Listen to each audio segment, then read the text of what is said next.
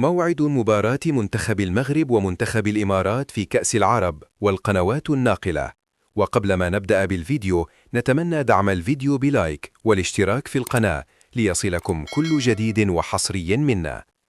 يواجه المنتخب المغربي نظيره منتخب الإمارات في نصف نهائي منافسات بطولة كأس العرب قطر 2025، وكان أن تأهل منتخب المغرب لهذا الدور بعد فوزه على المنتخب السوري بهدف دون رد في الدور الربع النهائي، بينما تأهل المنتخب الإماراتي لهذا الدور بعد فوزه على المنتخب الجزائري بركلات الترجيح في دور الثمانية.